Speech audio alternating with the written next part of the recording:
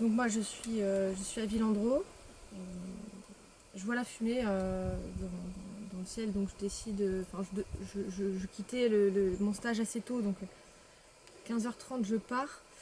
J'arrive ici peut-être 16h et mon conjoint arrive à ce moment-là.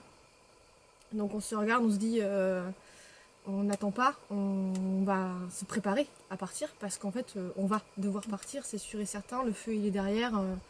J'ai pris ma voiture, je suis allée voir dans le bourg de Guillos, donc je suis allée à l'église. J'ai vu que le feu était vraiment derrière. On est revenu ici, on s'est assis autour de la table, on a pris un papier, un crayon, une feuille, un stylo et on a listé toutes les choses importantes qu'il fallait prendre. Donc notre fils à ce moment-là était chez la nounou à Cabanac, dans le village d'à côté. Et donc on a profité de ce temps-là pour tout préparer. Et on a attendu jusqu'à 23h. 23h, il y a quelqu'un qui est venu en disant bon, vous vous préparez, vous partez. On a mis 1 heure à réussir à partir. Nous on était prêts, on aurait pu partir dans la minute, hein. Mais c'est quand même difficile de se dire on part, on ferme la porte et on reverra tout pas sa maison. Et donc ensuite on a pu rentrer au bout de 3 semaines complètes, il me semble. Et quand on est rentré dans du feu, dans un incendie, où tout autour de nous, en fait, le feu remontait en permanence. Et donc à ce moment-là, il n'y a plus de pompiers, il n'y a plus de FCI, il n'y a plus personne. Et on nous dit, ben voilà, maintenant c'est vous qui êtes responsable des nouveaux feux, des nouveaux départs de feu qui sont autour de chez vous. Donc heureusement, on a un WhatsApp voisin. Et on a développé une faculté, c'est de sentir le feu dans le feu. Donc on est dans une fumée constante, mais on sent les nouveaux départs. Mais voilà, et on a fait ça pendant bien 15 jours, je crois, jusqu'au 12 août, quelque chose comme ça, où il a plu. Et là, on a su que c'était fini.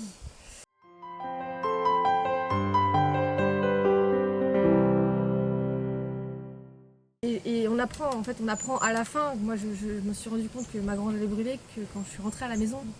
En fait, on ne sait pas. Donc personne ne sait vraiment ce qui se passe. Donc, en fait, on sait. Donc c'est vraiment cette impuissance.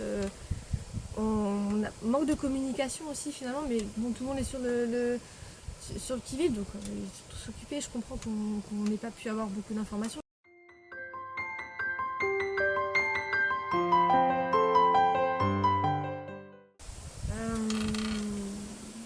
Peut-être que le foyer, sa maison, normalement c'est un lieu de sécurité. Et je pense que j'ai un sentiment d'insécurité qui s'est développé, en tout cas qui s'est exacerbé depuis. Puisque même ma maison, en fait, ce n'est pas un lieu qui peut totalement être sécurisant. Il est en danger. Ils vont replanter des pins. Le réchauffement climatique est là. Je ne trouve pas qu'il y ait des mesures puissantes et importantes de mise en place. C'est pas mettre 2 bandes de feuillus entre chaque parcelle qui va changer la donne. Pour moi, c'était beaucoup plus que ça qu'il fallait faire. Il fallait vraiment recréer des vrais pare-feux, beaucoup plus larges que 4 mètres, mais du vrai 50 mètres. On a les obligations légales de débroussaillage qui sont sur 50 mètres. Pourquoi pas faire des vrais pare-feux avec des vrais feuillus sur 50 mètres, au lieu de mettre 2 rangées d'arbres qui sont séparées de 3 mètres à peine. Je vois pas, enfin, on sait que le feu saute, enfin le feu vole, donc ça ne servira strictement à rien. C'est pour dire on fait des choses, mais en vrai il ne se passe rien.